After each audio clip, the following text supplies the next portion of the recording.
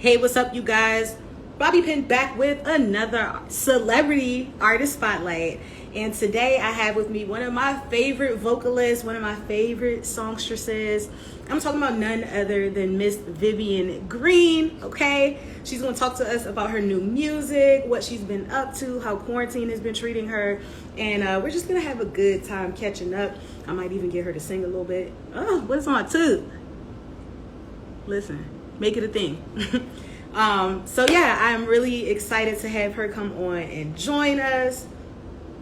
She has just released a new project called Love Absolute, and it's fire, y'all. You haven't checked it out, it is streaming now everywhere, so go download it, go run up her numbers. All right, what's up, fam? I see y'all checking in. Let me go ahead and give y'all some waves while we wait for her to join us. Feel free to go ahead and share this live. You know I'm gonna ask that. Don't be stingy. Share the wealth. Let a friend know. Let a music lover know. Tonight is about to go down. Also, if you are new here, welcome. Hi, I'm Bobby Pin. Please make sure you follow me. I do these all the time. You can head over to my IGTV series, as they call it, Celebrity Artist Spotlight, where you can see me catch up with other musicians like this. Or if you prefer, you can go over to my YouTube channel, youtube.com/The Bobby Pin, and see these interviews and more. Also, since we're here and I'm plugging things, last night I had the opportunity to host my first Culture Talks discussion with Saweetie, with Forbes The Culture. So if you want to go ahead and check that out, I give you permission to cheat on me a little bit, but only with them at Forbes The Culture. And our guest of the evening is here. Vivian Green is on the way. She is loading right now. Hey, girl. Hi. How are you? I'm good. How are you? I'm great. Look at all that beautiful hair. Thank you. Look at you. Girl, I'm serving a little slight, Yeah. you know how we do. We pull it together. Yes. How are you? I'm great. I'm great. It's been a while since we've seen each other and connected, so I I'm really know. excited about tonight. Say it again. I was just saying I'm really excited to connect with you tonight. Oh, good. Yes. Yes. I know. We haven't seen each other in a while. Yes. How have Yeah. things been? How's quarantine been treating you? Good. Good. I cannot complain. I'm happy that my loved ones have been healthy and safe, and of course praying for those who have been affected. But it's actually allowed me to be very productive, honestly. So I was able to finish my album Yeah. during the quarantine. Yeah. A Yeah. few artists have said that. So, I mean, definitely, like you said, my thoughts go out to those who've been negatively impacted by this time. But Mhm. a lot of people have kind of found the silver lining in this. So I'm happy to hear that you're one of them. We've got Love Yeah. Absolute out now. Yeah. Talk to me about this Well, project. it drops on Friday, which is Oh, Friday the excuse me, it's 13th. coming I up. know. I know. I wasn't happy about it, but I hear it can be lucky as well, so I'm hoping for that. Yes, luck. So, Positive vibes only. right, exactly. So it drops Friday the 13th. That's this Friday. It's called Love Absolute. This is it right here. It is available on like all the platforms everywhere. And I love it. It's called Love Absolute because it encompasses things that I truly love. Such as. Such as, so for instance, I made a point to, I intentionally wrote all of the ballads and mid tempos at the piano. And that's something that I've never done before with an album. Now, it is the genesis of how I write songs. That's how I started writing songs as a tween at the piano, with just me and singing like a dictaphone. Remember they had those for iPhones Yes. to record my vocals. And but when I started making albums later, somehow I strayed away from that. I don't know. You just get into a rhythm of producers submitting tracks and you writing around the tracks, and somehow I just kind of lost that original way that I wrote songs. So I wanted to go back to that because it was my absolute favorite way to write, and so I did. Well, first of all, I'm getting into this humble flex when you started writing as a teen. So you've been at this Yeah. thing. Oh yeah, yeah, a tween though. So even I younger. tween, yeah. I was about 11. Yeah. So let's go there. Talk to me about how you found your footing in music and who was the person that encouraged you to pursue music, especially at such a young age. Well, at 11, I was doing it, I think, more so as a hobby. I didn't know I wanted to be a professional singer until a bit later, a little later, maybe, 16 or so. But when I started at 11, I think my parents thought it was a hobby. I could play by ear, and my family's very Wow. musical. My mom sings. So I don't know if we were to the point where, we thought it was going to be a professional thing just yet, because I was a big nerd in school. So like my parents thought I would be a doctor or something like that, honestly. And then when the music really started to hit me in my teens, like music became like my main focus, and the academics were like, when I would be in On the class back end. writing songs instead of whatever I was supposed to be doing. And it kind of just took over, and I was like, you know what? I think this is what I'm probably going to do. Yeah. I'm gonna challenge you. Do you have any recollection of what that first, maybe one of your first songs was, or at least what it was about? Oh yeah. Uh-huh. Yeah. If you remember it, I would love for you to like sing it for us. But if you don't remember it, just like what was the subject matter? Um, um, um, what was the subject matter? My songs were always very sad as a little girl. I guess I would just go off of music that I knew, and a lot of that music was sad, So, um, it goes. I want to sing it for you, but I really don't. All right. No pressure. I ain't gonna put you on the spot yet. Okay, so it goes. Said that we would never part. We'll always be together, and I'll never leave you. She must be everything I'm not. I thought I would be all that you ever wanted. I saw her and I wanted to cry,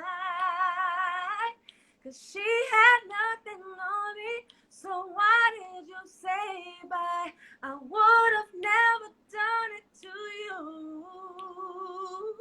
And I was a fool to let you do that to me. I guess true love ain't never true.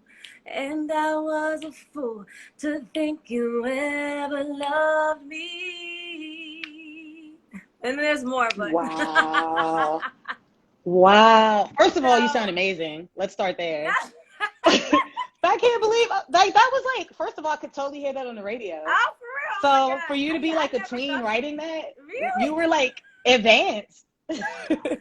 That's so funny. I never thought to turn it into like a record, a real record later. But yep, that was it.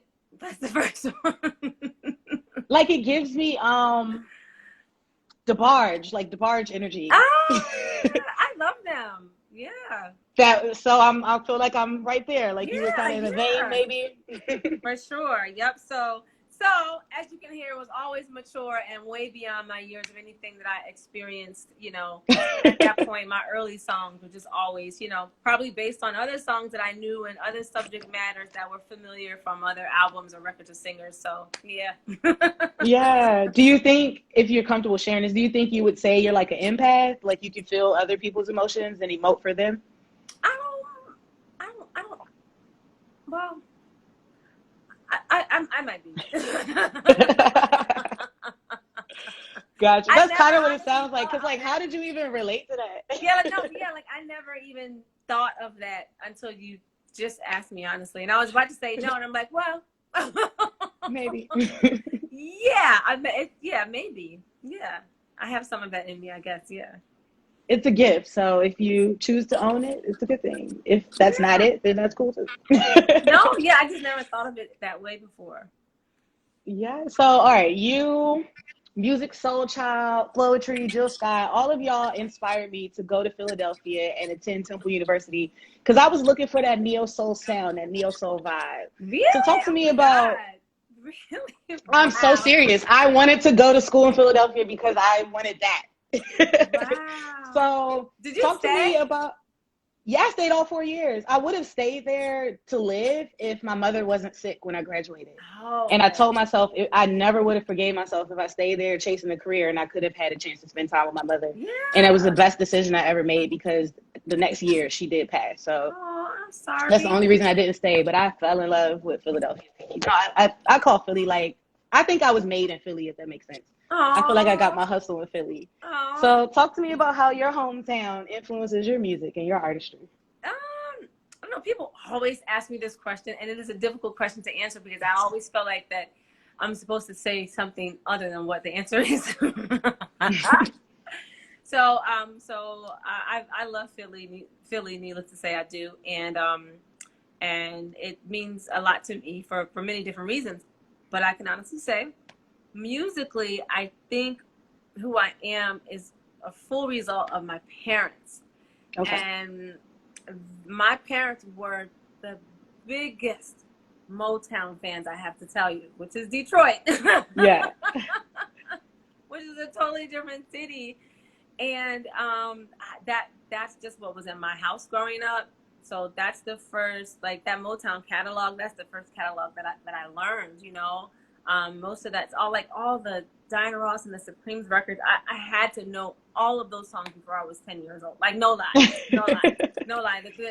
You see this big, huge life-size Wiz canvas here. Yeah. I have a That's so iconic. Yeah, it's canvas on stretch. What is like 5 feet? I have another one of the Key of Life. Like, so Motown is just everywhere, like in my heart and in my spirit. And I think that in addition to that, my parents had very diverse musical tastes. My mom loved theater. She loved Broadway. I don't know if you noticed my Sunday series, my Sunday sing along series that I do of like my favorite Broadway musicals. So they were just, my parents loved like a lot of different things, and I feel like I have to give it to them for molding who I became musically before I give it to the city. Yeah, because it's just the truth. You know what I'm saying? Yeah. Yeah. What happened in your household versus what was happening externally? I follow. Yeah. My I parents follow. were like the kind of music lovers where my house was never quiet. They blasted music. Yeah. I'm coming home from school and my mom's there. Donny Hathaway is going to be loud. Yeah. Oh. As loud as she can have it, and that's how I grew up. And yeah. So it definitely was about the soundtrack to my home, and a lot of people, even most people, I can say, I think most people's parents are probably quiet. Not mine. When I would go to like girlfriends' homes, like nobody else was playing music like my parents did. So I thought it was like a unique thing. So yeah, there was constantly music playing, and it was loud. So that's amazing that they didn't expect you to be a performer if music was such a big part of the household. That's interesting. Well, I guess at one point they thought, oh, she's 5, she can sing, she sounds cute. Oh, she's 7, oh, that's cute. But at the same time, I was, I had high IQ in kindergarten. I was put into mentally gifted classes, and I was reading like Shakespeare in the 3rd grade. So I think they just thought I was gonna go that way. I would get like in the 98th percentile on like standardized tests. And they just thought that I was gonna be this little brainiac girl, academic, and they didn't see that the singing music would at one point overshadow that. Because like I said, girl, by high school, I was like, what's happening in class? Because I'm trying to finish this song, like it totally switched gears for me. So yeah, I think that's why they didn't realize it yet, because the academics were overshadowing my music talent in my younger years. Yeah. Okay. Here's something I love about the opportunity to have interviews with people like you. You start to notice certain themes. You're not the first person I've interviewed who said that they used to daydream off. I remember having this conversation with Bill Bellamy earlier this year, and he said the same thing. At the time, he didn't realize he was manifesting, but that's what you guys are doing. When you're zoning off like that, you're already living the dream. Right. So I think that's really cool that you shared that with us. Like, you were locked in. We didn't know. Nobody around you knew it, but you were already like in your purpose then. That's so cool. Yeah. And I honestly never thought of it that way. I was thinking I was a bad student, Listen, hoping the that I way retain we the could number really of we could listeners. have a whole nother conversation there if you want. The way like the system is kind of set up for everybody to do the same thing, it's not even realistic. I agree with you. I agree with you so much, and I hate how that. But that's how they teach kids, though, in that way. And they should totally encourage us to be individuals and to totally tap into our creativity and find out who we really are. Everybody's not supposed to do the same thing. Everybody's Yeah. not going to go to college. Some people are going to be entrepreneurs right out of high school. You know what I'm saying? So I agree with you so much on that point. Really, really. And my sister teaches high school, so we talk about this all the time as far as her students go. Yeah. She's like, it's not for everybody. It's not for everybody. People are going to do We different learn things. different. We are here to Yeah. do different things. It's just, Yes. I'm happy for you, and I'm happy that you found your path, because I think about that. So many people we've banished to being problem, or we put these like learning abilities or other sort of health issues on them, when really they just bored. Yeah, they're just bored. And you know what? They don't want to do right. that. You are so right. It's just it doesn't interest them. Like it does. They could be a complete genius, you know. But if that particular subject or topic is not interesting enough to hold them, they're gonna go off somewhere else, you know, creating something in the back of their minds, you know. So I can go on and on with this conversation. I was like, we could talk about this on another platform. Yeah, exactly. Yeah. All right, but let's go back to your bio, because I didn't know this. At 15, sis, you began recording already with Boyz II Men, and you got your first credit on their Evolution album for songwriting "Dear God." Yep. Talk to me about that. Boyz II Men is like going down in history as one of the greatest boy bands ever, if you want to call it that. Oh my gosh, they were and will always be like the biggest thing. They were.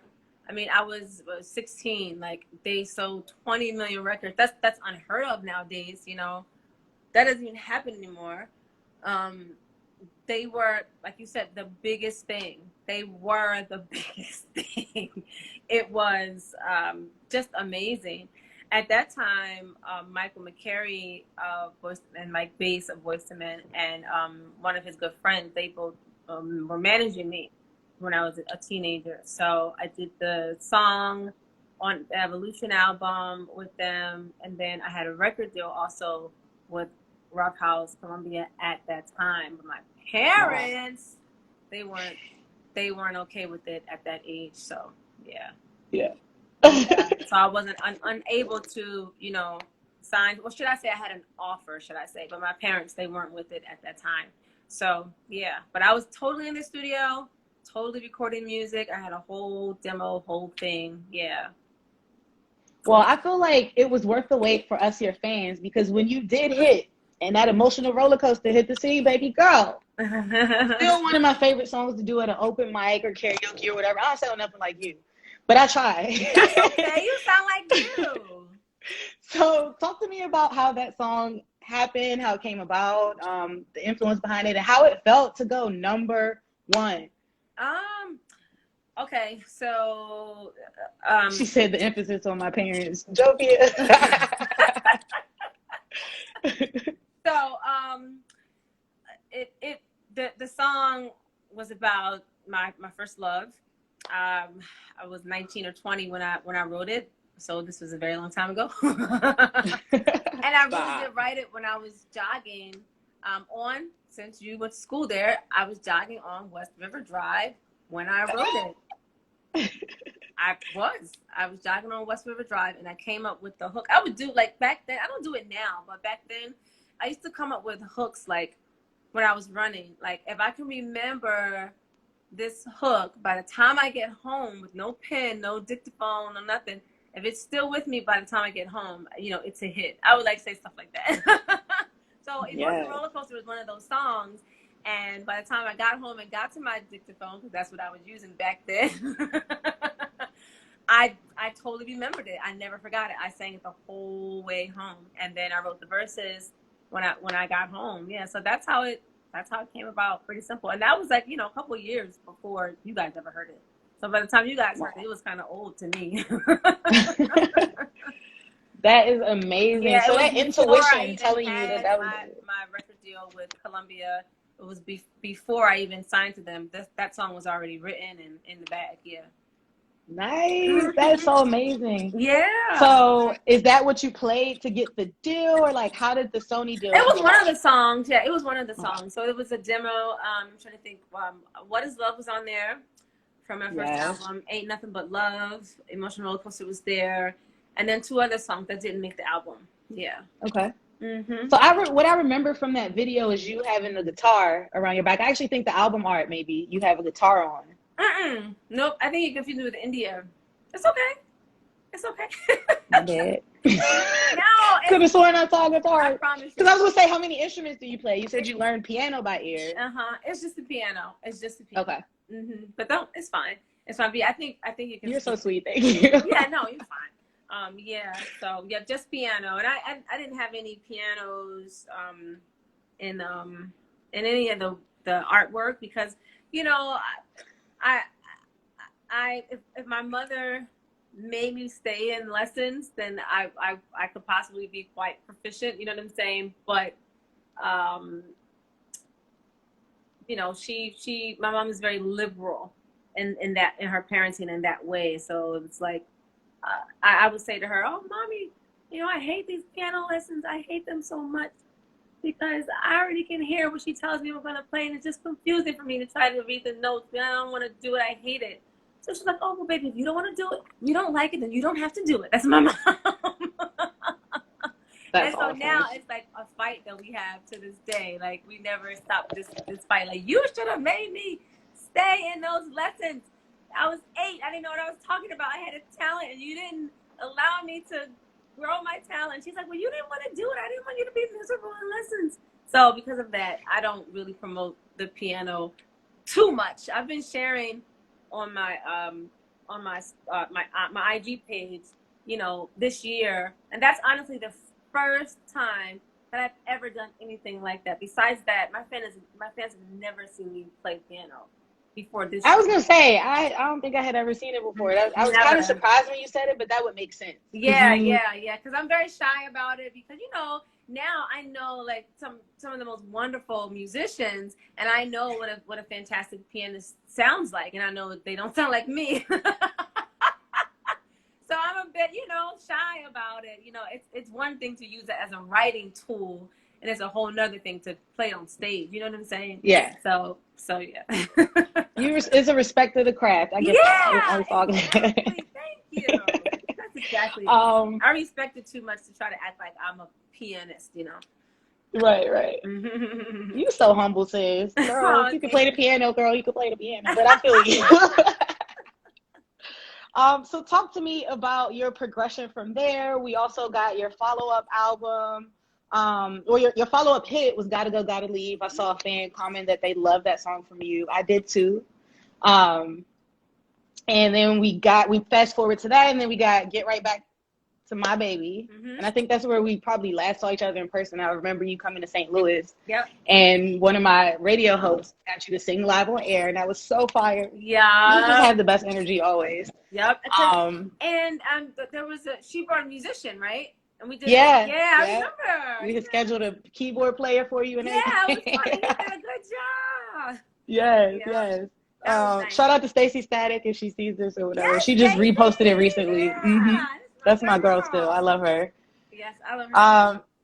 And then, girl, you got all of these number ones, these top 10 hits and stuff. We got I Don't Know. Yep. I'm making sure I'm not skipping anything. It's been a long road. Yeah. So talk to me about where you think you are today with Love Absolute as compared to where you were when we met you, Emotional Roller Coaster. Oh my God. Oh, totally different. Everything really. Oh my gosh, just night and day. Night and day. That's what I can say. I think the music is night and day, honestly. The vocals are night and day, as I'm a much better singer now than I was then. Yeah.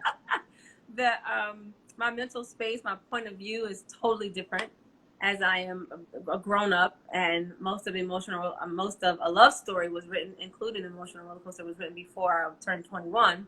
So it's just like, I barely relate to that album because it's so like from a different era of my life, And so now I just think everything is honestly just better.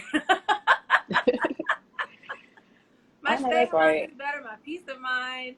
I'm not letting some relationship drain everything there is out of me and think I'm not going to go on if I can't be with this man. You know what I'm saying? Like, Yeah. I'm just like a totally different person.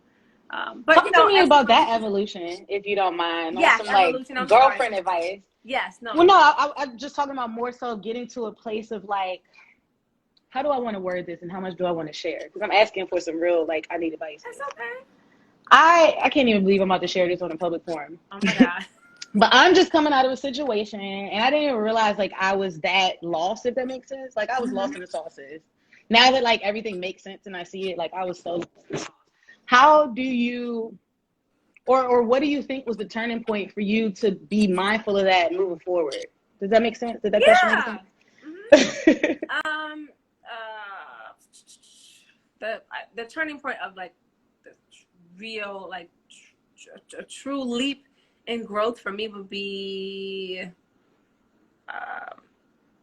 I guess my 30s, you know, I guess 2012 or somewhere. Yeah, I think my album The Green Room would be, I think, the bridge between a love story and Love Absolute.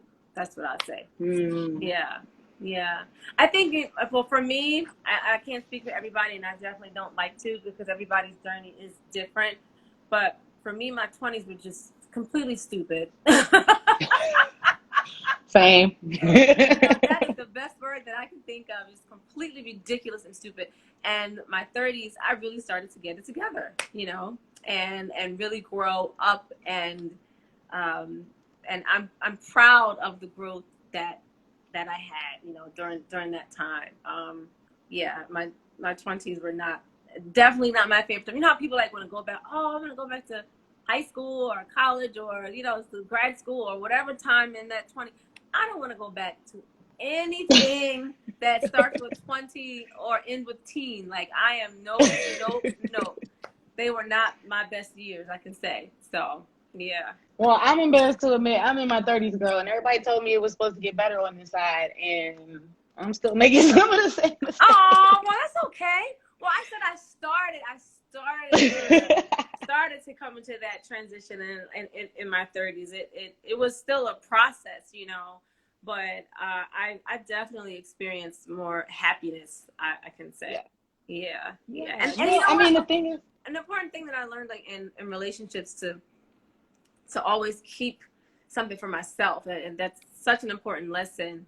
And it sounds so simple and easy, but it's not always, like, because a lot of times you do lose yourself in another person, or you can, and it feels right to do that when you're in it, you know, but you always have to leave a piece of you for you, because, you know, hey, all is fair in love, anything can happen, and you have to preserve yourself as a whole person, you know, that can have peace of mind and that can still be happy as a singular entity. That's so important. So, yeah, I'm a big believer in never giving someone everything you got in your guts and no, some of that is actually for you, and that's okay. And that doesn't mean you don't love them, you know, but you got to keep something for you, because if you give someone everything, what do you have? If you're completely drained for someone else, what do you have for you? Yeah. Nothing. So, you know. And then they discard you because you're not the person you meant. What'd you I said, say? and then they discard you because you're not even the person that they meant. Exactly. Yeah, that was a word right there, sis. So yes, talk to me more about what we can expect from this album. Your current single, Light Up, features Ghostface Killer. Yeah. So talk to me, what else can we expect from this album? Well, first off, what was that collaboration like? Oh, it was really good. So Ghostface wanted to be on Give Her Back to My Baby. So he called Kwame as the song was kind of, I guess, ending its cycle. You know, it already peaked and it was kind of coming down. And that's when he called, and we were like, oh, this would have been so great if you called 6 months ago. That would have been it, you know? But it was just too late at that point. And I think we were even already off of the radio chart. I think we made it to like number 2 or something like that. That had come down, so it just wasn't the right time. So we talked about doing it in the future with with another song that would be appropriate. And so when we did Light Up, he got on it. So it was really easy and simple. The thing about Kwame and him producing my albums is that you'll get a call like that. Like that's his family, that's his tribe. Like any given day, like LL call me. I'm like, oh okay. Kane on, like, oh, okay. Ghostface call me. So they may just call him just to say what's up. You know what I'm saying? So I can't act like I had anything to do with that. This is icon talk right here, okay? It's the song, so he knew who to call to get on it. So pretty much, and I think that's just awesome because come on, the Wu-Tang Clan is completely legendary in every way. So the fact that he would even want to be on my song is kind of cool. More than kind of, sis. That's why I had to take a moment and I was going to speed past that. I'm like, wait, no, let's discuss this. Yeah, that's so awesome, so legendary. Thank you. I think so. I was really happy about it. And he's such a nice guy, too. Such a sweet guy. Yes. All right. You also have another feature with Mike Phillips. So talk to me about that one. Amazing saxophonist. He is just incredible. And if you haven't heard Mike Phillips play, then you are missing out. He's incredible. I don't even care if you don't like jazz. It don't even matter. When he starts playing, you will be wowed, just to anybody watching. So I've always wanted to cover Harlem Blues, which is from the movie Mo Better Blues, and it was recorded by Cinda Williams. I don't even remember what year that was. I think I was like 11 or something.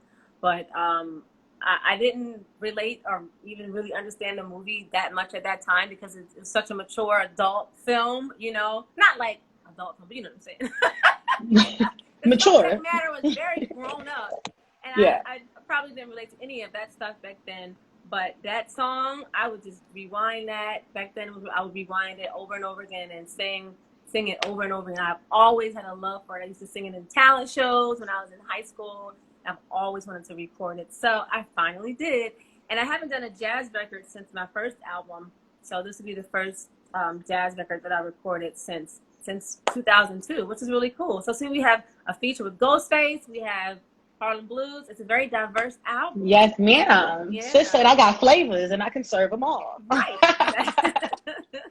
You sound like you have what I would call an old soul. Do you have siblings? Are you like an only child? No, I do have siblings, but I have always been told as early as I can remember that I have an old soul. Yep. I hear that. I like that. It's calming, actually. And I don't know why I asked that because you actually had features with your sister and your son on this album. So talk to me about what it was like working with your family. Okay, cool. So my son, he'll always make his way on an interlude on an album, honestly. Since he was old enough to, this is probably his third or fourth album being on. So my sister, I wanted her to be a part of it because I guess she never has been a part of my albums creatively. And she's a fantastic writer and she's very smart and she has great ideas. So I knew that she was the right person to go to for the interludes that she wrote. So we have 2 interludes that include a very young woman, a grown woman, and then a very grown woman.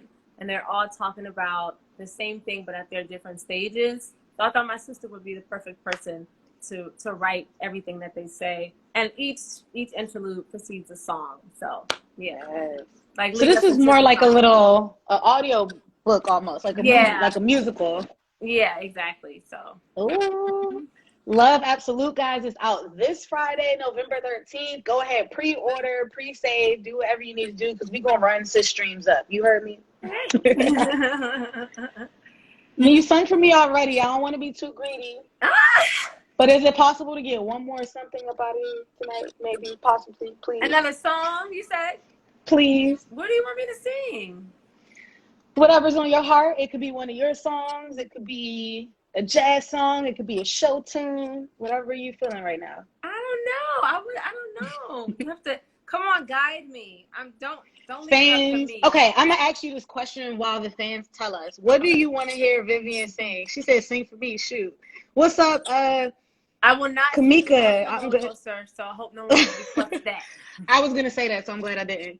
Kamika, KMJ6, thank you so much for buying a badge. You actually get to pick the song because you bought a badge. So you tell us what you sing. And while she tells us what she wants to hear, one of your fans wants to know about your appearance on a show called Got the Hookup. Oh my God. Oh my God, that was so long ago. Okay, what do they want to know about it? They were asking several things, but they want to know about, I guess, ask her about that guy she met on the hookup and why she did that. I don't know what you did, sis, but they want some tea. What did I do though? I'm pretty certain I didn't do anything. It was already decided that he was going to win, and it was never intended for us to go on a date at all. So that's the truth about Get the Hookup. So it was a date. Forgive me, because like when the person was saying it, I wasn't even going to ask, and I don't know if you saw me look off, but I was Googling it to make sure I wasn't about to say nothing stupid to you. What was the show? I'm not even familiar. Yeah, Forgive me. you remember those shows like Love Connection or The Dating Game from way back when? Yeah. It was like a spin on that was it BET or TV One? I'm sorry, that's hard, but I don't remember the network. But one of our networks did a show like that. And so I was, the girl that wanted to make the love connection with one of these three guys. And so they had to, do little, little contest to see who was going to win a date with me. And the guy who won, I think the show just wanted him to win. I think he was affiliated with the show in some way. And he was the guy who won, but we never went out on a date, like, ever. Yeah. It wasn't even. This person is a fan. They said it was on point. TV One with Russ Parr. It was just for. Yep. It was just for TV.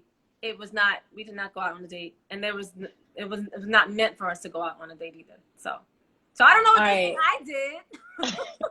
All right, fan. So that means lay up off of her. She didn't do nothing but what she was instructed to do. Okay? Exactly. Thank you, everybody. All right. So Kamika has put in her song request, and she wants you to do "Where Are You?" Where you are? I guess so. That's not what she typed, but yeah, where you are. Okay. All right. You know what? Let me make sure I'm singing it in the actual key. Come on. Because she got a check. Pitch check. I wish I had perfect pitch, but let's see. It's right here. No worries. It's right here. I'm modest, you guys. I love it. I'm probably going to sing along with myself. You guys can't hear that, right? Can you hear that? A little bit. Yeah, a little bit. But once I start singing over, you won't hear it. My mouth is pretty big. Okay. All right, ready? I want to be where you are.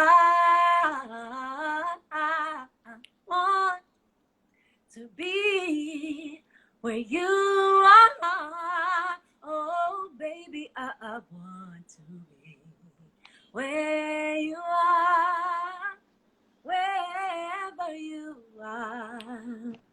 Oh, oh,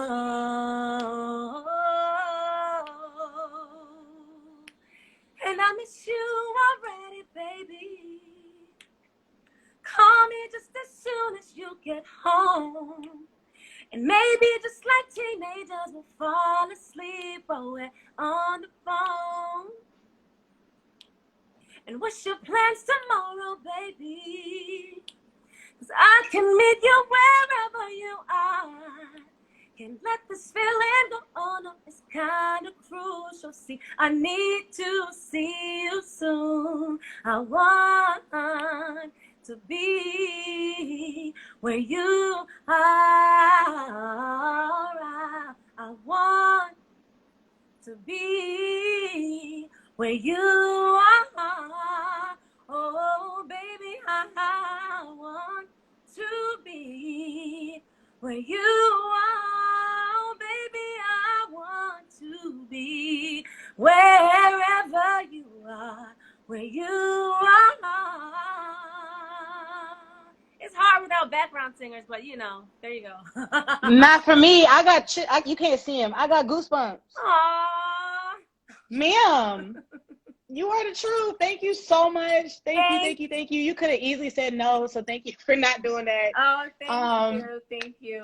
As always, you have the best light, the best energy, and I really appreciate you taking the time out to come share that with me and our viewers. Kiana, I'm so sorry I said your name wrong. Thank you for picking such a great song and for buying a badge, and for everybody who tuned in. Thank you. Spread the word. Vivian Green, Love Absolute is out this Friday, November 13th. Download, pre-save, pre-order, run her streams up, guys. This is real talent, and we got to keep pushing real talent to the top. Thank you again so much, Vivian. Thank you, Bobby. You are amazing. I can't wait to see you, hopefully sooner than later. And please continue to be healthy and stay safe during this time. And thank you so much for having me and supporting me on Instagram as well. Like, you are a real one, and I love you. Yes, likewise, girl. Have a good night. Thank you again so much. Thank you. Bye. Bye, everybody. Bye.